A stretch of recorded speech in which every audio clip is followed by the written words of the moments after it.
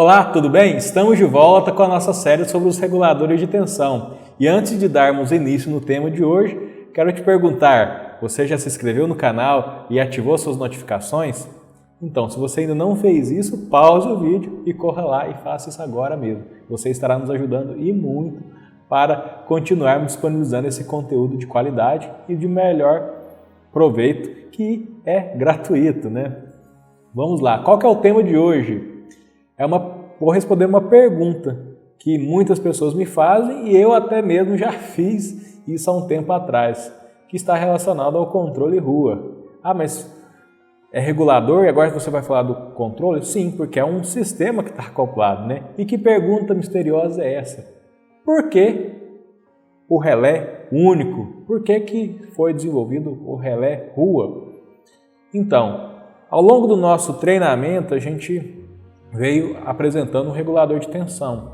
E como vocês viram, tem a questão do comutador, que ele tem que trocar a posição para ajustar o nível de tensão.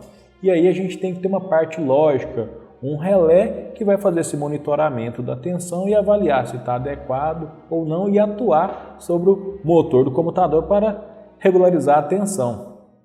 Tá. E aí a gente tinha que, para cada regulador, eu colocava um dispositivo desse, um relé desse. Mas aí a gente vai para campo, para a nossa aplicação de fato, e a gente identifica algumas, digamos assim, dificuldades, alguns desafios a serem superados. E lá no início da era 2000, esses problemas se tornaram mais evidentes e começaram a colocar em risco a operação segura e também adequada ao sistema de distribuição. E aí um deles estava associado ao roubo do neutro.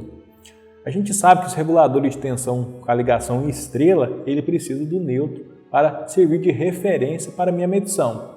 E a gente sabe aí de circuitos elétricos que caso o neutro não esteja próximo do potencial zero, eu tenho uma flutuação e esses valores de tensão, eles mudam muito de acordo com o próprio carregamento da linha.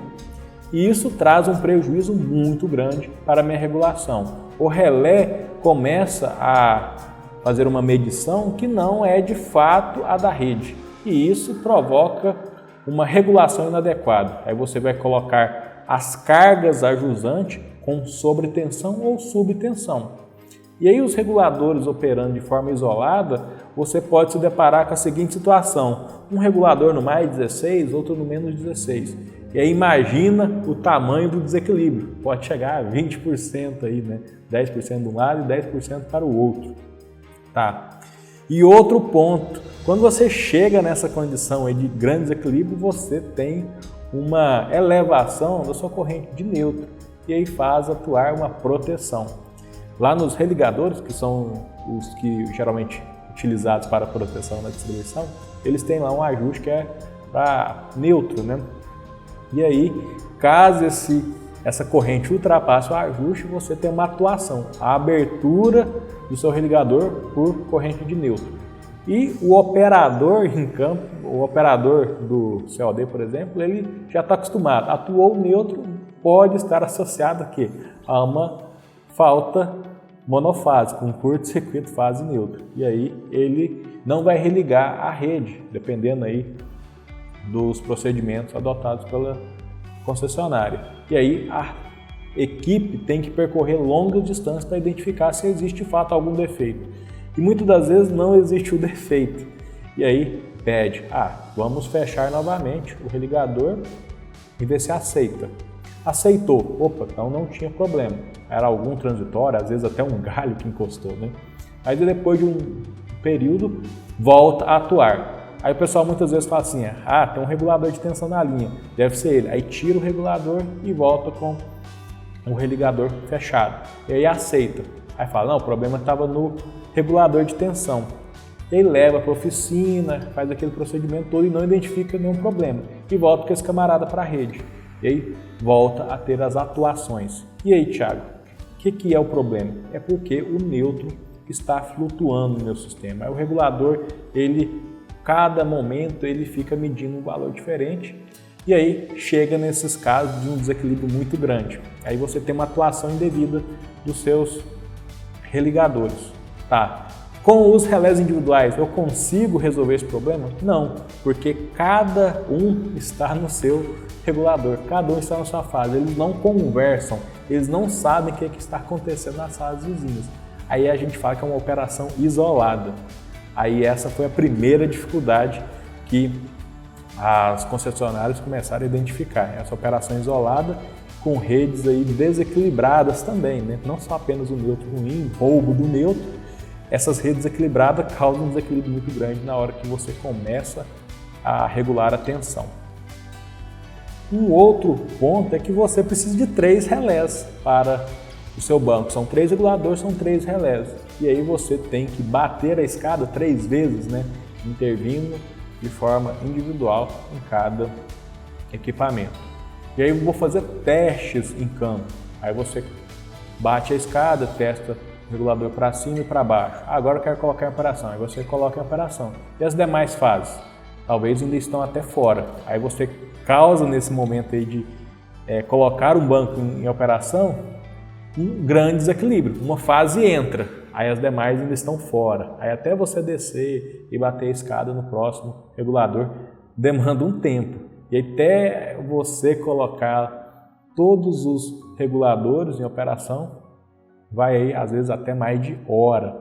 E aí o cliente que está após o regulador vai reclamar muito do seu fornecimento. Tá. E hoje a gente vive no novo ambiente aí, distribuição, o conceito do Smart Grid, que é o que? Você instalar medidores, relés em diversos pontos do seu sistema para você acompanhar e tomar as melhores decisões se caso tiver alguma anomalia no sistema. E o regulador de tensão ele entra nesse contexto Smart Grid que ele tem um relé.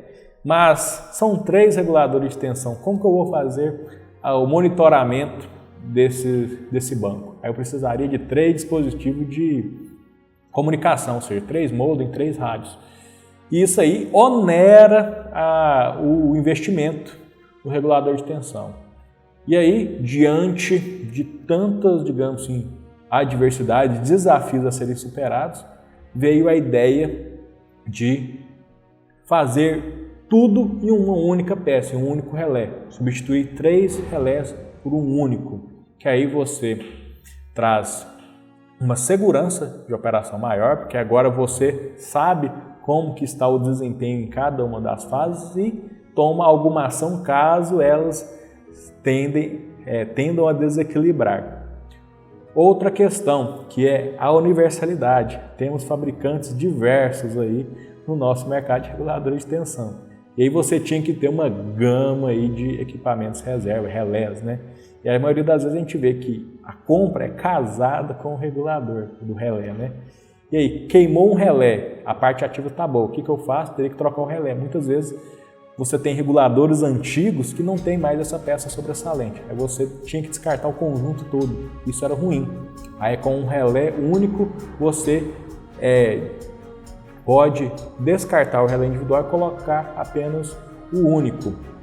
Ou seja, você traz uma, digamos assim, uma ampliação do uso dos seus equipamentos. Equipamentos obsoletos você pode retornar com eles para a rede.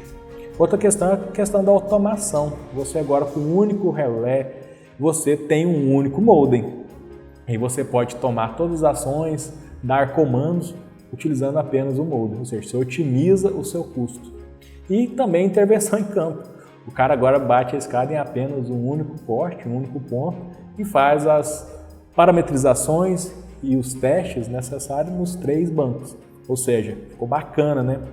E o melhor disso tudo que é brasileiro, é mineiro essa solução, que é única no mundo e é uma das patentes que a TAP Eletro hoje possui.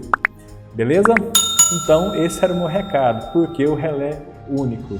Essa é a nossa explicação. Ficou com dúvida? Tem alguma outra condição que você queira compartilhar e até mesmo tirar uma dúvida?